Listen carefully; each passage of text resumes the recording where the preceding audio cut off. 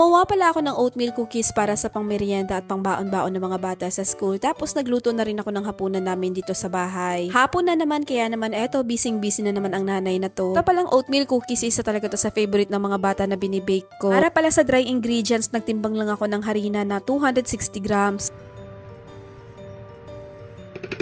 Tapos sa oatmeal naman is 200 grams. Tapos sa baking soda at baking powder is 1 teaspoon. Sa asin, half teaspoon. Tapos hahalu-haluin lang natin yan, tsaka natin isa-set aside. Sa butter naman, 226 grams. Tapos naka room temperature na yan. Ilagay na din ako ng vanilla na 1 teaspoon. Tapos 2 large egg. Gamit na nga rin pala ako ng hand mixer para mas mabilis. Pero kung wala kayong hand mixer, pwedeng namang mano-mano lang. Sa sugar naman, 250 grams yun. Pero kung gusto nyo na mas matamis, pwedeng nyo namang dagdagan.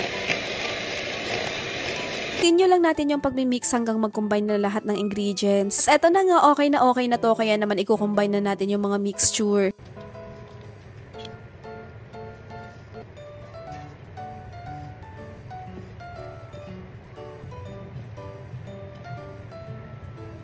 Add nga lang din pala ako ng chocolate chips kasi ito na lang yung available namin dito sa bahay. Mas masarap nga sana to kung may nuts, pero dahil nga wala kami, kaya naman hindi ko na siya nilagyan.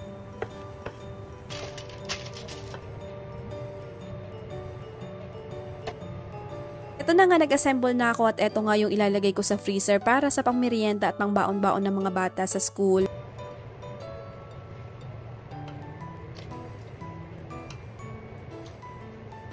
Gusto nyo pala na pantay-pantay lahat, pwede nyo siyang itimbang para saktong-sakto lang yung size niya. Ito kasing ginawa ko, tansya-tansya lang, kaya naman hindi pantay-pantay yung sukat nito. Kami lang naman kasi yung kakain, pero kung pangtinda siya at pang business, kailangan talaga nakatimbang siya para saktong-sakto yung weight at hindi kayo malugi. Tapos ko na pala tong gawin, kaya naman ilalagay ko na yan sa freezer. Tapos yung natira ay lulutuin ko sa air fryer para naman sa pangmeryenda ng mga bata pag uwi nila galing sa school. Yung temperature pala ng air fryer is nasa 145 Celsius. Tapos sa time naman is 15 minutes.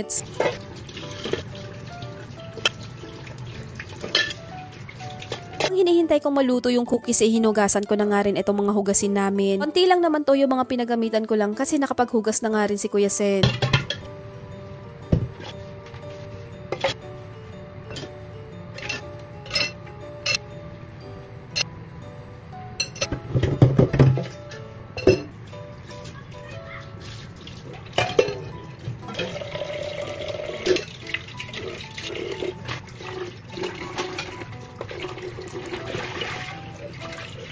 After ko maghugas, kinuha ko na nga rin yung ulam namin para sa hapunan. Magigisa pala ako ng sayote at masarap ngang kapartner ng ginisang sayote ang pritong isda, kaya naman magluluto nga rin ako.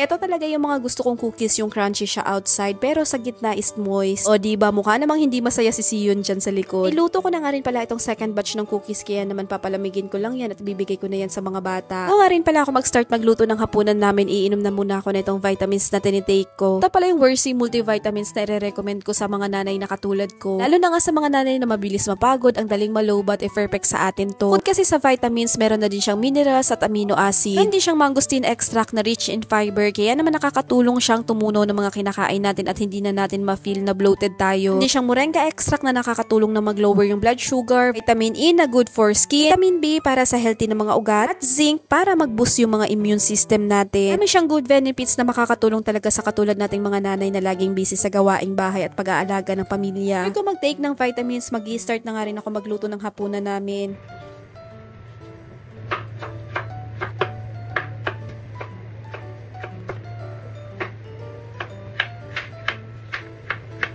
Hanggang ngayon pala mga mamshisi, hindi pa rin talaga kami makabili-bili ng gaas. Buti na nga lang din talaga at marami kaming lutuan dito sa bahay, kaya naman kahit hindi pa kami makabili ng gaas, nakakapagluto kami ng ulam namin.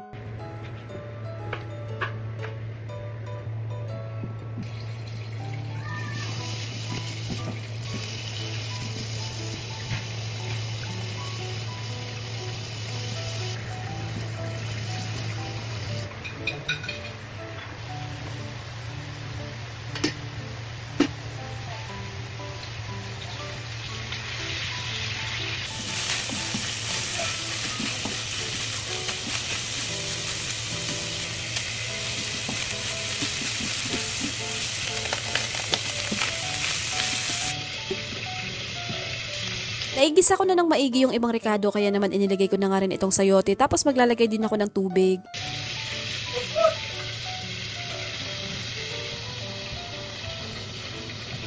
Nag-add lang ako ng asin pampalasa tapos tatakpan ko lang yan para mas lumambot pa yung sayote natin.